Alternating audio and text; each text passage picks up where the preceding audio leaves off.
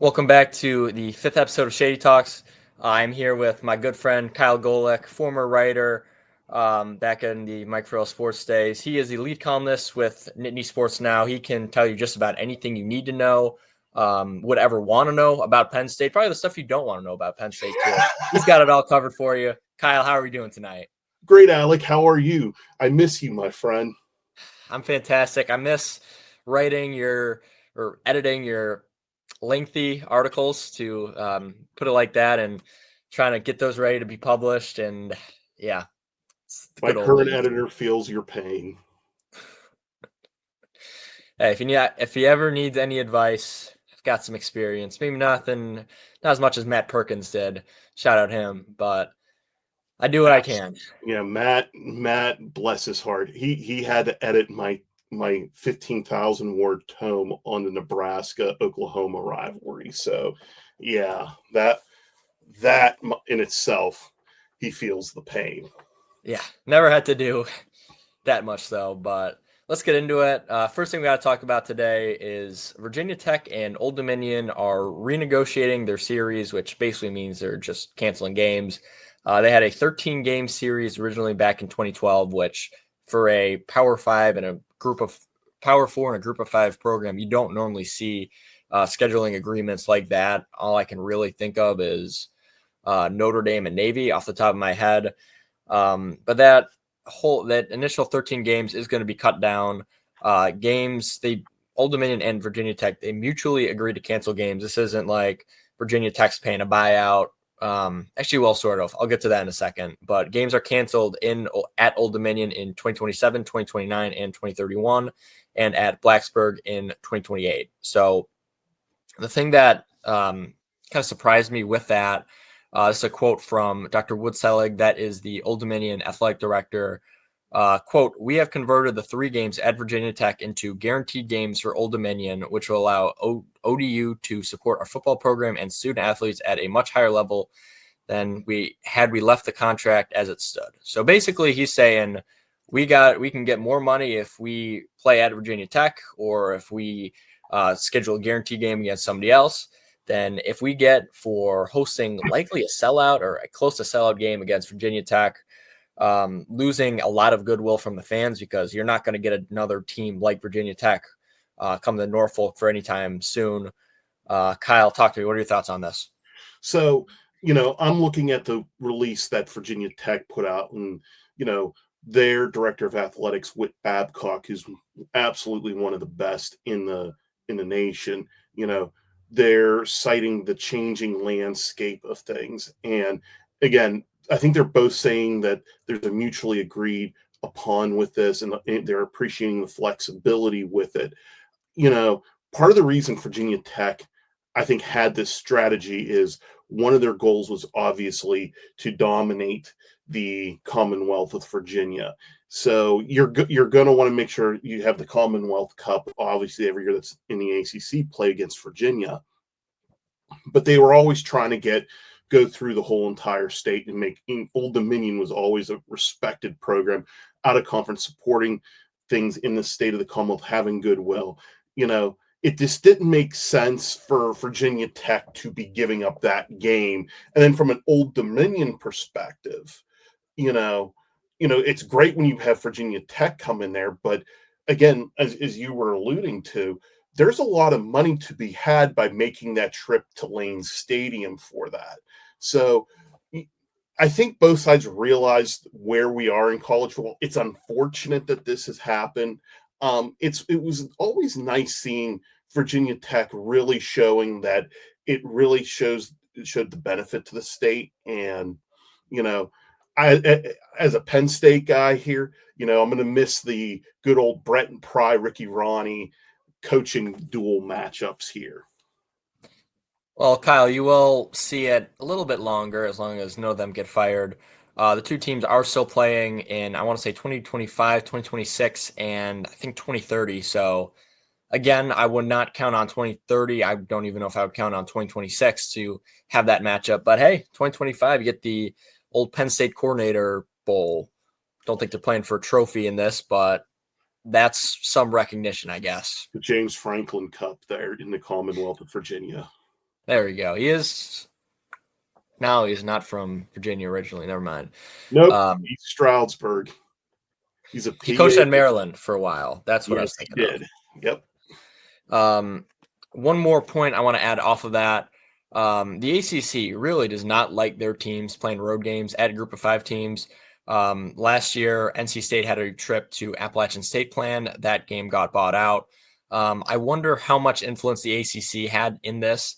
I'm certain that they are happy that they don't have to see Virginia Tech go to Old Dominion again, see one of the better brands in that conference historically play at maybe 20,000 seat stadium, and also a stadium that they have lost to two times in the last 10 years. I think since, I don't know, probably 2005, I think Virginia Tech has lost to Old Dominion more than they've lost to Virginia, which And that's a stat. yeah, and I think James Madison's up there with some wins against Virginia Tech as well. You have to realize where college football is at in the landscape here. You have two Super Two conferences in the Big Ten and the SEC.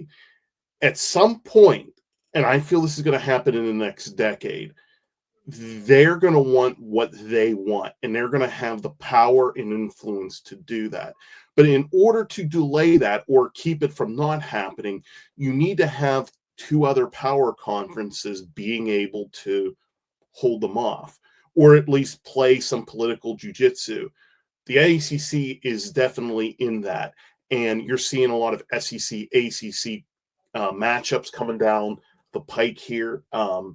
Jim Phillips, who is a Big Ten guy, who's the ACC commissioner, he is making sure he's leveraging and positioning his conference in the right way. You can't have Virginia Tech in where collegiate athletics is and where the ACC needs to be playing at Old Dominion. So you don't need NC State playing at Appalachian State.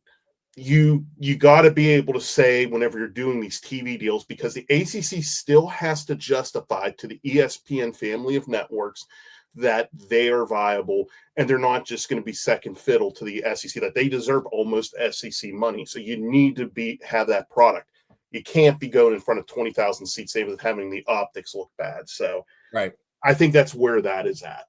Yeah, and another thing with that, the ACC is going to fight tooth and nail until as long as they can, as long as they have that contract that they're going to want to keep the Clemsons around, the Miamis around, their premier programs. And big way of doing that is they got to get more money from that TV deal.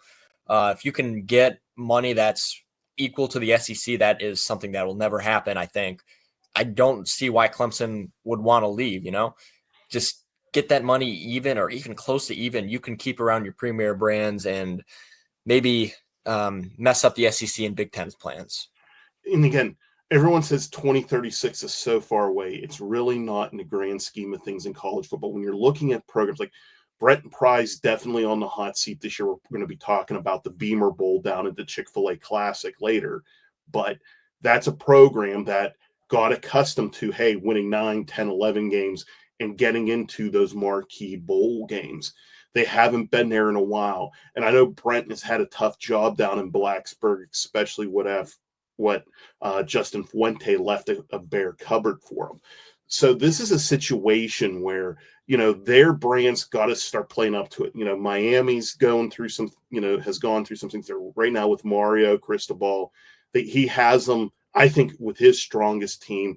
So all these brands have to start playing up, because if it takes you like 3, 4, 5 years to get the depth at key positions to be able to play nationally. And look, not every team in your conference is going to do that. I think Bill O'Brien says this about Boston College. We are a developmental program. So they're going to be 6-5. They're going to be veteran laden teams, 6, 7, 8 wins a year. Pitt, I think, is a similar way. I think Syracuse is trying to break with that, and we'll talk about the Orange here in a bit, and you obviously are our SME on that. So it's one of those things there, Alec, that you might think there's a lot of time. I don't think there's a lot whatsoever with that TV deal. Yeah, I agree with you. Negotiations are definitely going to start before 2036 as well. And again, that's assuming we're going to be in a spot 10 years later with 4 conferences all under the NCAA. There's so much uncertainty going on there. I'm just going to leave that to the people who have more money and more power than me. We're going to move on. We're going to talk about the head man at Colorado, Deion Sanders, and his health. Kyle, we know, or I know at least your thoughts on Deion Sanders as a head coach, but just talking about what happened for him this offseason. He was away from the team for most of the offseason with bladder cancer. Now he says that he has thankfully been cured. Just regardless, awesome to see a college football, NFL, MLB legend make a full recovery like that. Again, that's just great to see just from a human nature. I don't want to see anybody with cancer. For Colorado, though, I would definitely say this is a very welcome change. You want to have your head coach back, especially as we are into fall camp, about to be into fall camp. Not sure what Colorado is doing now, but my first thought when I see these health issues with a coach that has never been, I never saw Deion Sanders as this lifetime head coach. He doesn't have the grind of 20 years as an assistant like a lot of the guys before him, and what a lot of people were saying. Oh, once Shadur and Shiloh leave, he's gone too. This doesn't inspire. Just having that whole health issue doesn't inspire a lot of confidence towards him sticking around long term. Long term, excuse me. To an extent, yes. I mean, here's my thing with it.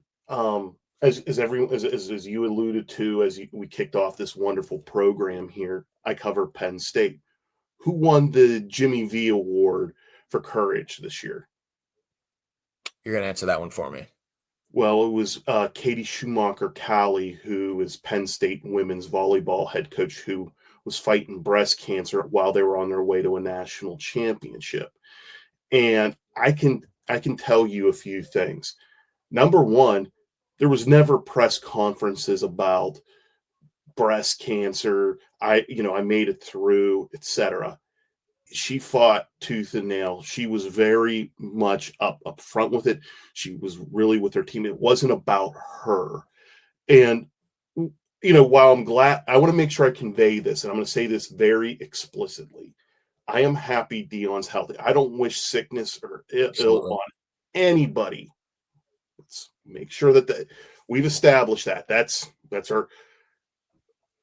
What Deion had a press conference for is should have been just a simple press release. Like if he wanted to get back to the job, we don't need a press conference. We don't need you joking about, hey, I might need a porta potty or something. It's like he made it about himself. So I don't know, like there's this selfish connotation with him where there was an opportunity for him to be a little bit humble. He didn't show it. He's not gonna, like, I agree with you. This isn't a long-term thing with Colorado, but it's like, guys, you don't need to be doing the firework display for Deion. I mean, you could send out a press release. Look, you're going to get Tom Rinaldi. You're going to get, the ESPN equivalent, that's going to sit down with him on game day. He can talk about it, have a nice interview. There's a lot of chance for him to have those at an appropriate setting and being able to do that. But to hold a press conference and then kind of how that was, I found it very tacky, very selfish and whatnot. I'm happy he's healthy, but ultimately it's just like Deion making it about Deion. Oh, I'm going to play devil's advocate for you right now. What Colorado has done really since hiring Deion Sanders, since offering him that job back in 2022, was just trying to get more relevancy for the program. Without Deion Sanders, they're probably not in the Big 12 now. He has instantly turned around the program just from filling up Folsom Field. What are your thoughts on maybe just trying to get more good publicity for that Colorado program? There have been times with Deion Sanders and the media where he hasn't answered questions or he's fired back at reporters. This is a time to get Deion Sanders, everybody being very grateful for Deion Sanders, appreciating that he is healthy again, ready to coach. See that in a press release, very much okay. So. I don't like the Colorado program does not need any more goodwill. right now. They just need to make sure they got football players and making sure that they can play and be competitive. You know, I don't, I don't, I know people want to credit Deion for them getting into the Big 12, but I'm going to tell you this right now. Geographically, they were a fit. The Denver television market was coveted. This is a school that has plenty of good history, and it has a similar brand value and core values that a lot of those other Big 12 schools had. I'm not going to give Deion Sanders his laurels. I know it helped. It always helps when you got a figure of that sort of nature there. But you got to also realize, is Deion Sanders going to be there for the next TV and media rights deal renewal? And I Probably not. doubt that. So what is he bringing right now? You know, he's going to bring, more eyeballs. He's going to give give it a rating spike for while he's here potentially. But if you're talking about a contract that doesn't renew for several more years, that spike is not going to be a good bargaining chip if you can't sustain the ratings for it. So again, I'm not going to give Deion all that credit for it. I think he's done phenomenal. Again, making Colorado relevant again. He's brought attention to the school. Agree 100%. But I'm not going to say like he's the reason they're in the Big 12. I think the Big 12 commissioner, he coveted those four corner schools because they're a geographic fit. They enhance their portfolio. They fit really well with everything that the Big 12 had, and it just made sense. Yeah, I probably gave Deion Sanders a little bit too much credit.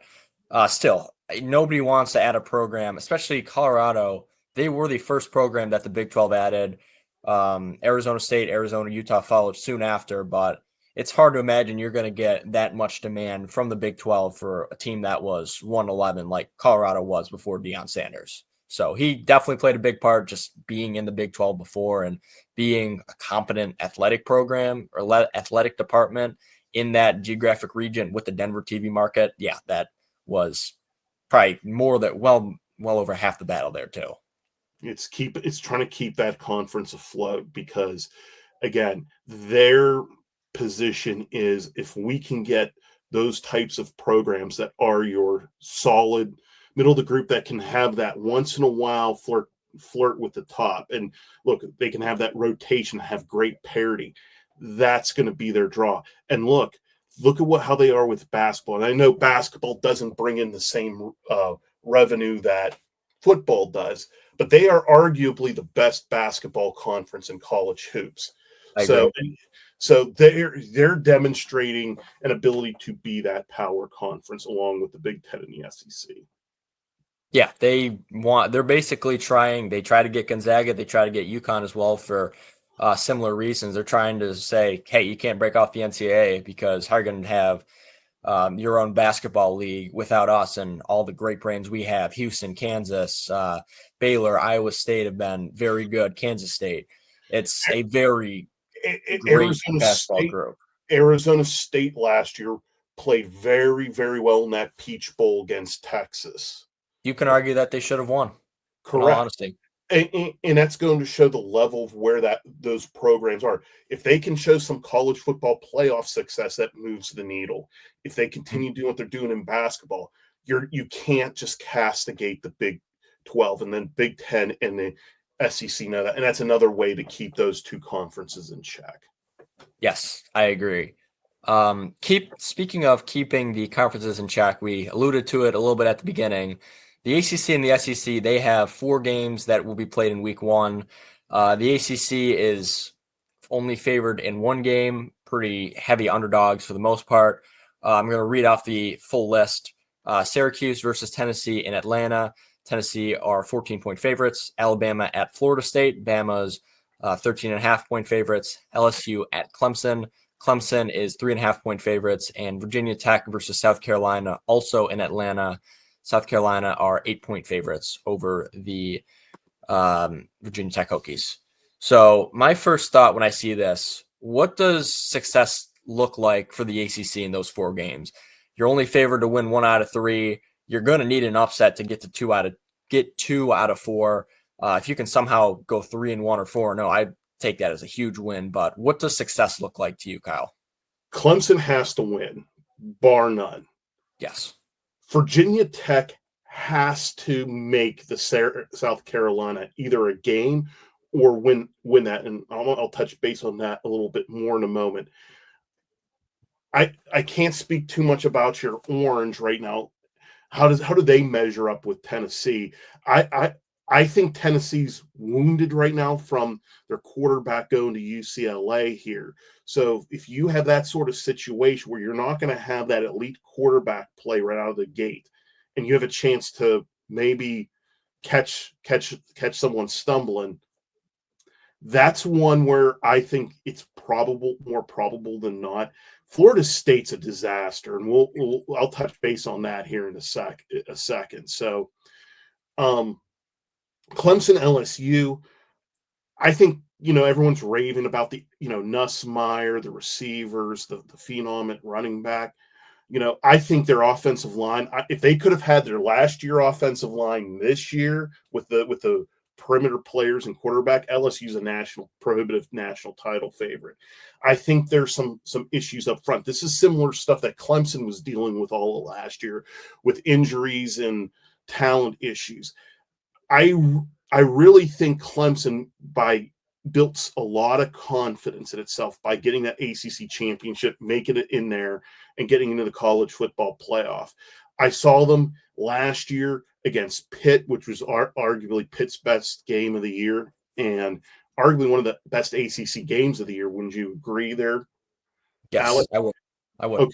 So, and I think this team's ready to take that next step to getting back to where Clemson was in the late 2010s there, where it was them and Alabama for the national championship. I love Klubnik.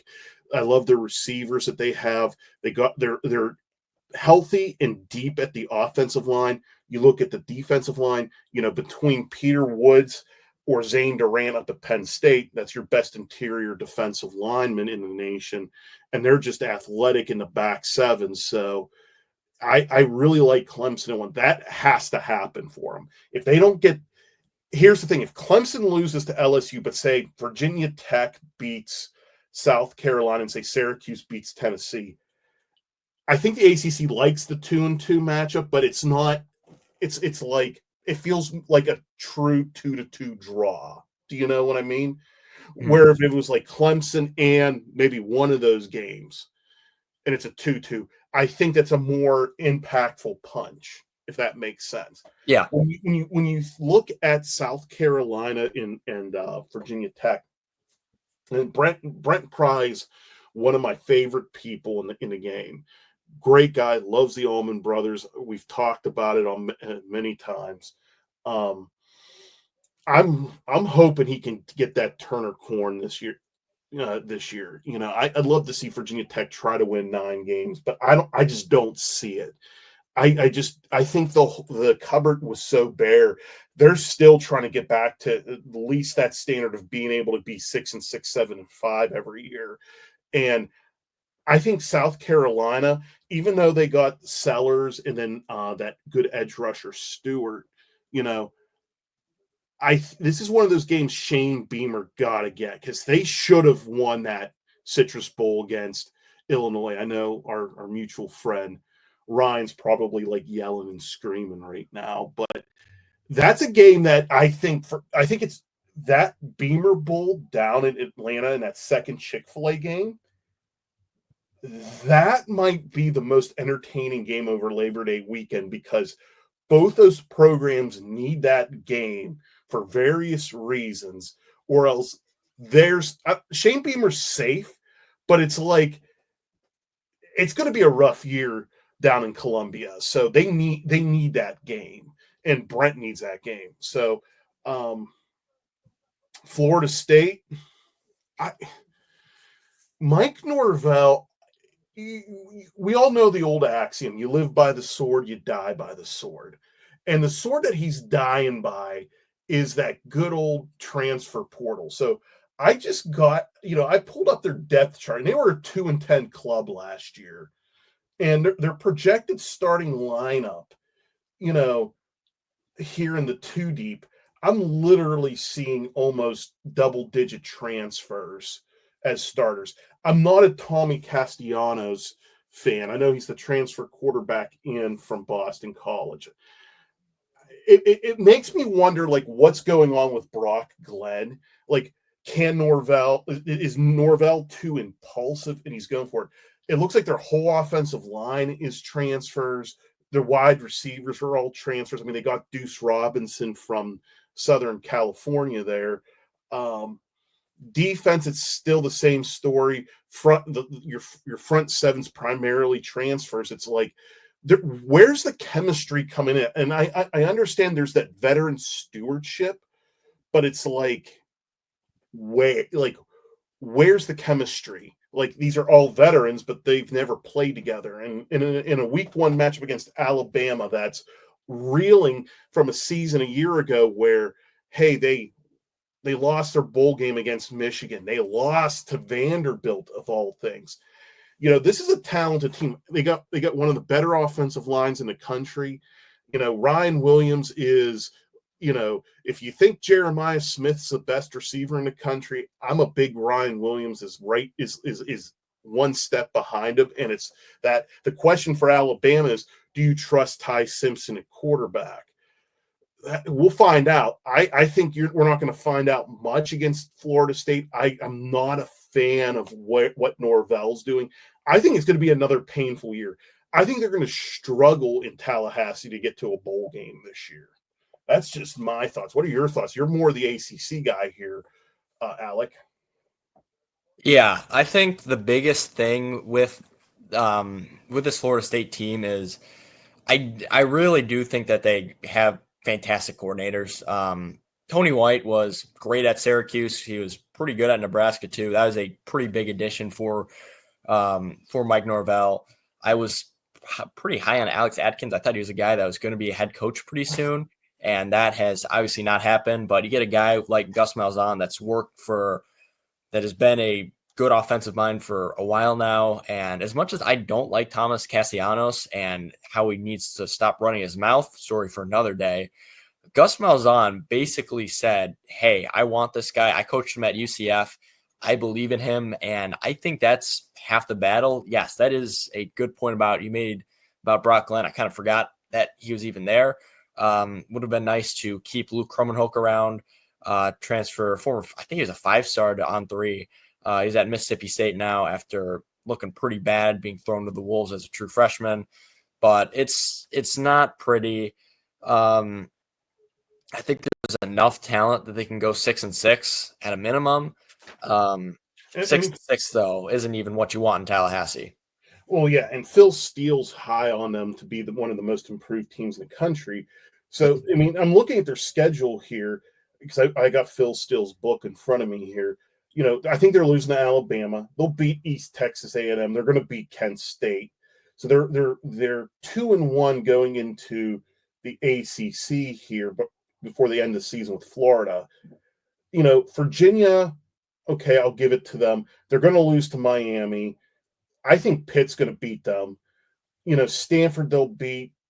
Wake Forest, I think they'll beat. They're going to lose to Clemson. Virginia Tech, again, it depends on where that team is. That's one of those, it could go either way. North Carolina State, again, Dave Doran, you never know what they're in. And then if this Florida State team's kind of checked out, that's another situation. Then they end the season with Florida. And again, DJ Langway's looking absolutely fantastic. And if Billy Napier and him get that program going and they got some serious momentum, I mean, could Florida, even with that brutal schedule, if they're like 8-4, like 8-3, maybe 9-2, you don't know. You know what I mean? Going into that final week there, they're playing for something. So now all of a sudden, it's there. And like I said, Phil Steele got Florida here at number 7 in the SEC. Again, it's not out of the realm of possibility to be 8-4 or 9-3 at that mark in the SEC. I know Florida has a few gimmies early. They got LSU, then Miami, Texas A&M. I'm not sold on Georgia, and then something's telling me that they can clip Ole Miss as well. That leaves them for the final 2 weeks of the season. The Gators are playing Tennessee and Florida State. That could mean a lot those final 2 weeks. So I know I went off on a little bit of a tangent there, but like I said, with Florida State, I'm not buying. I'm more high on Florida. Hopefully, they prove me right, but we shall see. Yeah. So last thing we got to talk about here, we'll try and stay somewhat on topic. I was thinking, how bad would going 0-4 be for the ACC as a conference? As it is right now, they are just struggling to keep their seat at the big boys table. They are fighting to get respect as much as they can. They're trying to say it's a power four. The Big Ten, the SEC are all but saying it's a power two, mid two, and group of six. How bad would going 0-4 be? Whew. Oh, it would be rough. And take it from someone who lived through when the Big Ten couldn't buy a bowl win, and people were wondering if the Big Ten was like the third, fourth, or even fifth best out of the Power Five at the time. It would put them definitely at the bottom of the power conference heap. Which, look, I'm going to say this right now. You know, the current arrangement in college football, I have confidence that the ACC can take on the other group of five conferences and do well. So they would be at worst four. And it's bad because the optics, but it's not like this would be a compounded effort. Again, someone from this I feel the ACC can produce two teams this year for the college football playoff. If they do that, it's not how you start, it's how you finish. I firmly believe, you don't want Clemson to lose to LSU, but if Clemson loses to LSU, Clemson has so many games to make that up with over the course of the season. So I'm not as worried with that. What it's worrisome for the other programs, it's okay, where's Syracuse then as a program? Where's Virginia Tech as a program? Phil Steele's saying Florida State's going to be one of the most improved teams. If Alabama goes in there, so if it's like 20, like we'll say 28, like a 28-14 win for Alabama, maybe Florida State's better than what I think. But if Alabama goes in there and does like what Alabama did to like Wisconsin and Camp Randall last year, Florida State's in for a long year. And the question becomes, what's the strength of the conference? And, the Big Ten's kind of been saying from Big Ten media days, like this committee isn't taking strength of schedule seriously. At some point, they're going to hear that. They're going to exercise it. And again, you could point to the ACC. You went 0-4 this week. There's going to be some ramification for going 0-4. You got to go at least 2-2. And I think it's there for them. Yeah, that's what I'm thinking here with that 0-4. Maybe if Clemson goes 11-1 and you get a bid stealer somewhat similar to what happened last year with SMU, who won 11-1, they lose a close one, the ACC championship. There's a chance they can still get in the playoff, but that's really the only way you can get two teams in the playoff going 0-4. And even then, you're going to get comments, you're going to get people talking all year. Yeah, the ACC had four teams. Went 0-4 in week one. There's going to be more chances for the ACC. You get a couple more games rivalry week. I want to say there's another random matchup or two over week 2 or 3. I think Vanderbilt plays Virginia Tech, for example. So you have to find some win somewhere just to keep respect for the conference. Another thing that is somewhat interesting to look at is how does the ACC do compared to the Big 12? Kansas plays Missouri. Baylor plays Auburn. There's not a ton of Big 12 SEC matchups, but the Big 12 is going 2-1, for example. The ACC is maybe 3 going, I don't know, averaging a win 1 out of 3 times. Jesus, that's a horrible way to say that. That makes the Big 12 look better than the ACC. They get more respect, and the ACC falls down to number 4 for the conferences. So that would Conversely, be a nightmare scenario. if ACC goes 4-0 and you have strong outings from Miami, SMU, and Clemson, now you got an argument for the ACC to have 3 spots in there. And if Notre Dame's as good as advertised, okay, so I think Notre Dame plays Clemson and Miami, but if somehow they're like 10-2, that's essentially a 4th ACC team. They're like demi ACC or whatever what you want to refer to them as. They have to play 6 ACC games a year in there. So, like I said, there's that downstream effect if things get started off right for the conference.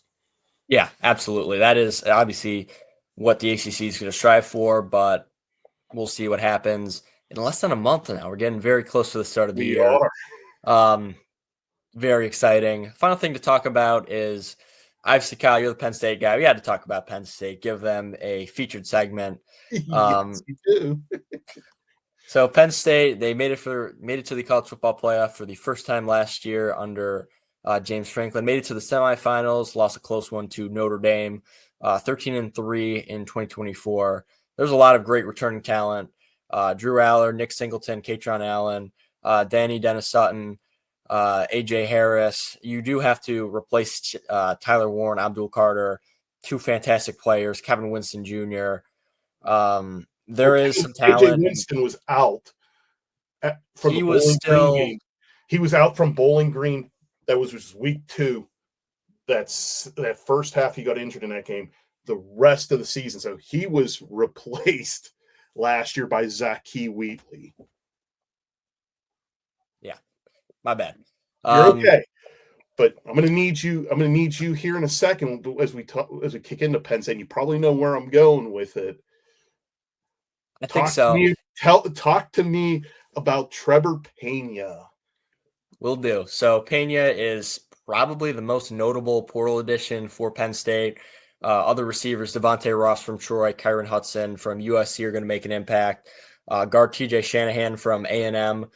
He's a guy that Kyle's telling me he's had a very good start to fall camp. Linebacker Amari Campbell from UNC is a guy that's going to make an impact as well.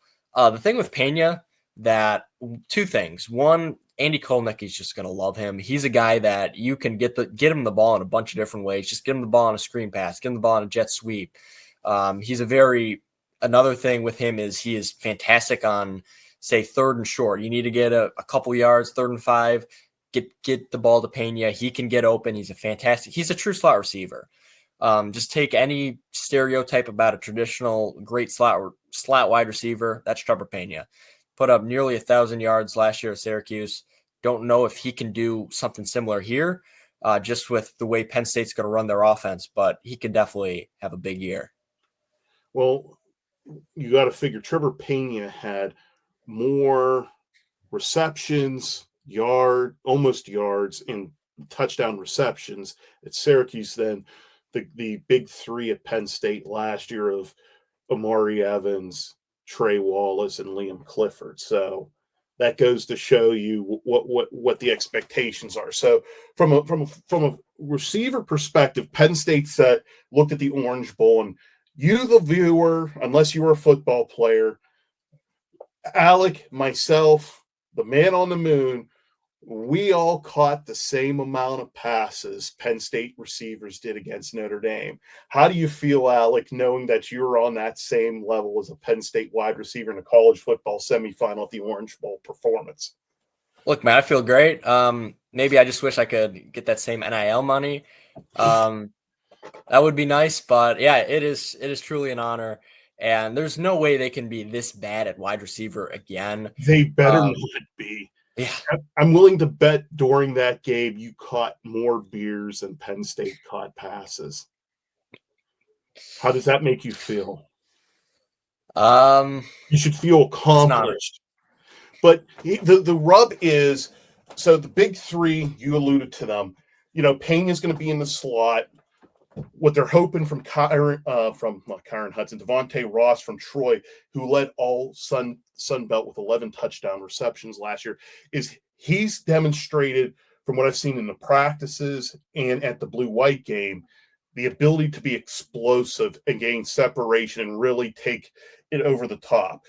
And then Kyron Hudson's very physical. Drew mentioned at Big Ten Media Days that he is so deceptively fast and so deceptively strong. He does so much in such little space and can contest a whole lot. He's going to be very valuable that we need to be talking more about. So yesterday during practice, yesterday was Penn State Media Day up at Beaver Stadium, and it was open practice to the media. Was there for a lot of the goal line situations there.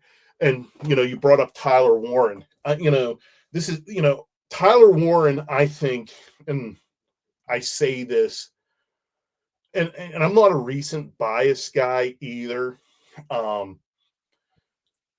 Outside of maybe Larry Johnson in 2002, I don't think there was a more valuable offensive season by a single player in the 21st century, and maybe of all of Penn State history, what Tyler Warren did last And year. even Saquon?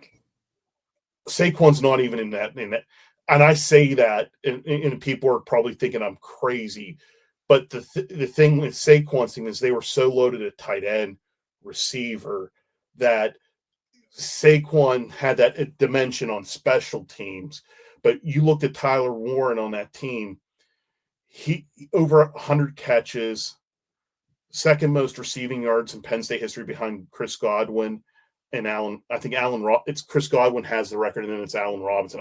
Or it's the other way around. But I don't think, his ability to set the block on the edge, his ability to line up in all the receiver positions. Again, look at the USC highlight where he snaps the ball, the trickery from Perbula to Aller, then he catches it in the end zone. It's just unreal. But when I was watching that, Khalil Dinkins is not getting enough respect. Put some respect by that guy, that senior's name. He was phenomenal in the goal line situations. Nick Dawkins said at Big Ten Media Days, he's the center at Penn State, that he's setting the edge as good as anybody that he's seen there. And Tyler Warren got the same compliment from James Franklin at the previous media days.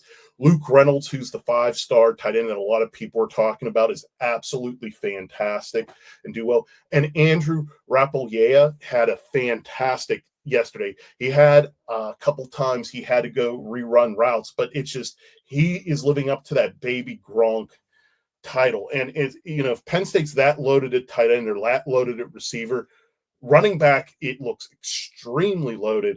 And then my colleague at Nittany Sports Now, Joe Smeltzer, was talking with the offensive line, and Phil Troutwine believes by the start of the season, he has 10 starting offensive linemen on his team that are Big Ten caliber.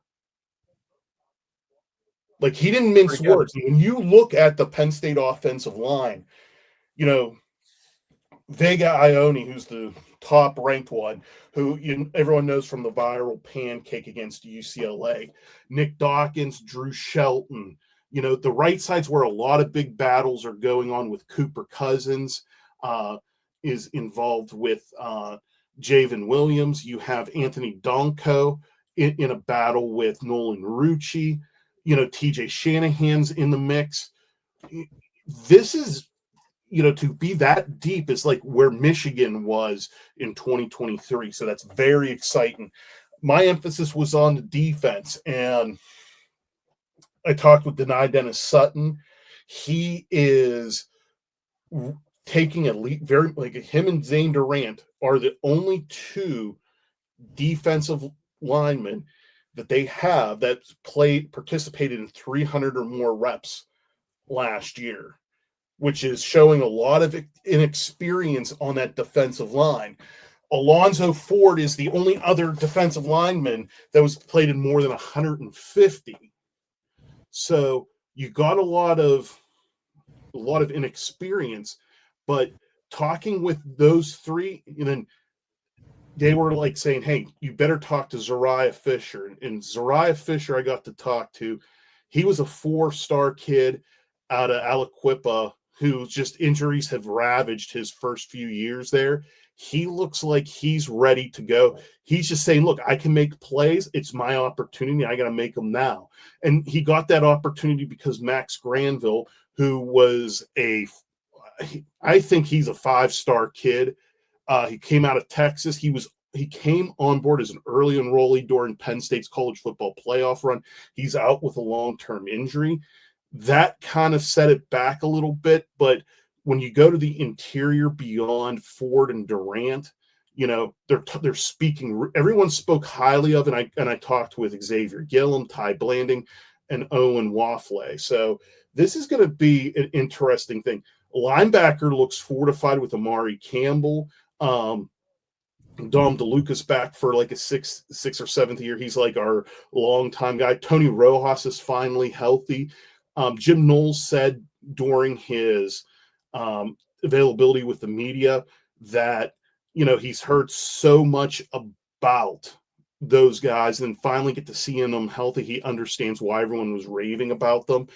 And then when you look at beyond that, LeVar Arrington II is just, I was watching him in contact drills with Nick Singleton before we were booted out, and it was, wow. This is an 18-year-old kid punishing a senior, and it was like a give and go.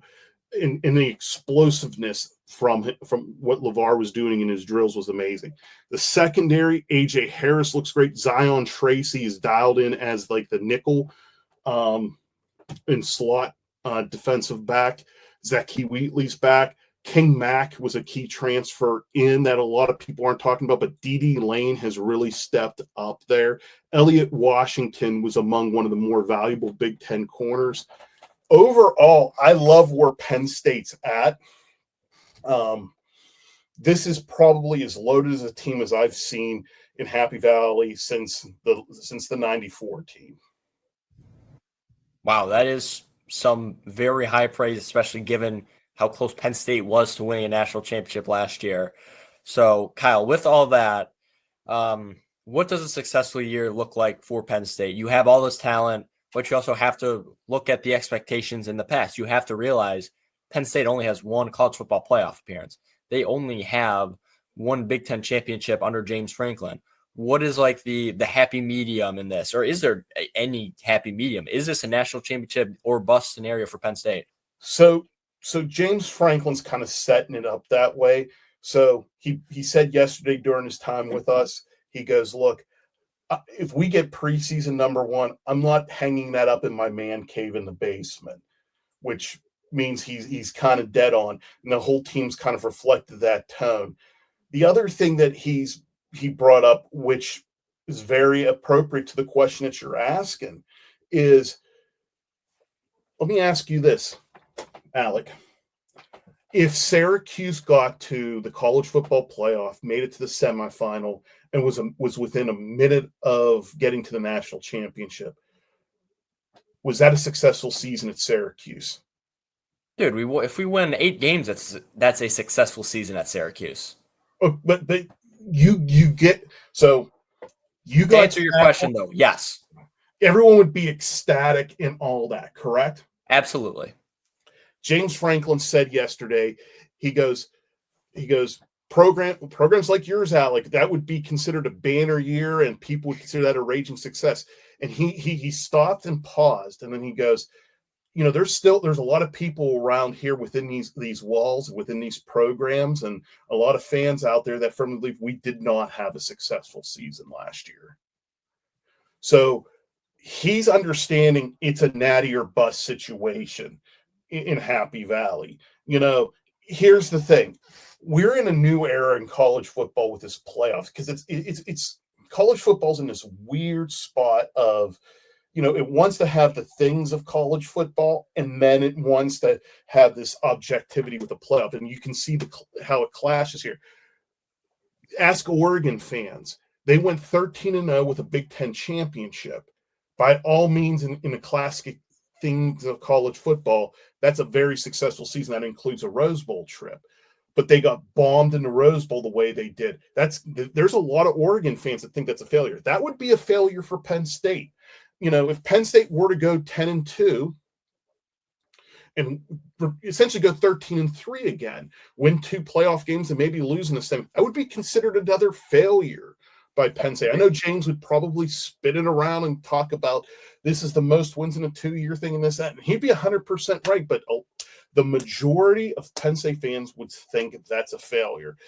The money that they put up in between getting the guys back together for one more year, because there's a lot of high draft potential that came back this year.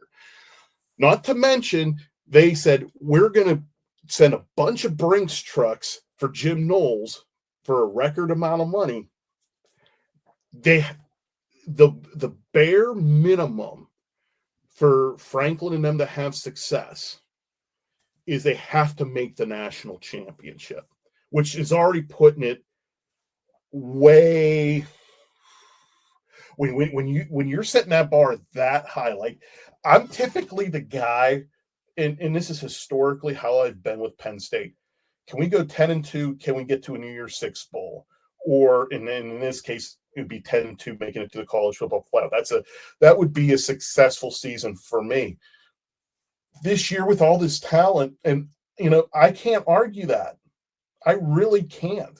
It has to be there, because if you don't set the goals that at least making the national championship, when can I ever have those goals? I mean, I really don't care. Style points, like Penn State can very well go 10-2 in this regular season and win 2 or 3 playoff games like Ohio State did last year, make it, and that would be successful for me. They can go 12-0, win the Big Ten title, 13-0, and then win 2 playoff games and get there, and I'll be happy. There's a slew of ways of them getting there. I don't know if those matter to me, and it's going to be hard to not be reactionary to it, but it's kind of taking that Ohio State model, and even to an extent the Notre Dame model. I mean, Notre Dame lost to Northern Illinois and made it to the national championship. Ohio State lost to a 6-5 Michigan team to end the season, and they won the national championship with 2 losses.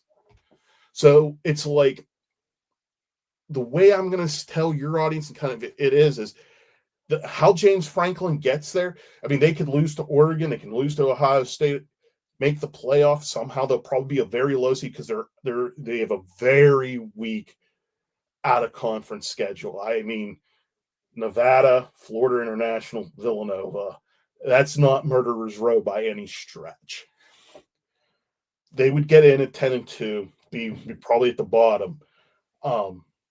But if they did like an Ohio State thing and made the run, that would be considered a success. So have to make the minimum for success is make the national championship. Yeah, look, Kyle, I agree. You hit that right on the head. Yeah, because your point was, yes, if not this year, when are you going to have a year where the expectation is to just make a national championship or maybe even win a national championship? This team is not like anything we've seen with Penn State in a very long time. Like you said, 1994, that was well before I was even alive. This is the best Penn State team on paper since then. And yeah, I think you have to make the national championship for it to be a successful year. I'm not a Penn State fan, so I can't really give the fan perspective from it. I do think that if you go 12-1, 13-0 with the Big Ten championship and you make it to the semifinals again, that means you've got a couple good big wins under James Franklin, which has something that he has struggled with a lot. You have some accolades. You have a New Year's Six Bowl trophy that you say you won. You won the Big Ten championship. That is good accolades too. I think that I would call that a success as well. But I think the goal should be this team's goal should be winning a national championship. But I would say making the national championship game 100% is a success. There's this is the year that, it's natty or bust, and that's the only way to put it. It's Yes. Look, if James Franklin beats Ohio State this year, they get a Big Ten championship. They win a New Year's Six Bowl. Say they win the Rose Bowl, and then they lose, say, in the Peach or the Fiesta Bowl in the semifinals. It would be a failure to me, despite all that good. And even though I could justify and write how that's good, it's, you know this this team is the deepest. I mean, when you're hearing guys talk about, hey, we're too deep, and maybe even some areas three deep, because James alluded to yesterday, he goes, I'm confident with my ones. He goes, we got great battles between twos and threes. So when you're saying your two deep is completely stacked, and you got threes that can make it viable to get into the two situation, that's national championship worthy. You don't, in college football, you don't see that often. Unless Yeah. you're like Alabama, Clemson, Georgia, Ohio State. Those programs, they're used to being essentially three deep. For me in a Penn State, I can't tell you the last time Penn State was three deep. I mean, 94 is probably it. I know we were preseason number ones in 97 and 99, but that doesn't matter because we didn't end up number one. Like I say, Alec, it's when you're hearing all this stuff and you think of the coaching, you got, in my opinion, the best OC in the country with Kodalnicki, the best DC in the country with Knowles. You got phenomenal special teams. That doesn't get talked about a lot here. And you got the best lines, I think, in the country. The people are saying they have the best running backs in the country. Drew Lars vying to be the number one overall pick. You reloaded the receiver room with the ACC's leader in, I believe he led the ACC in receptions or touchdowns last year. Just receptions.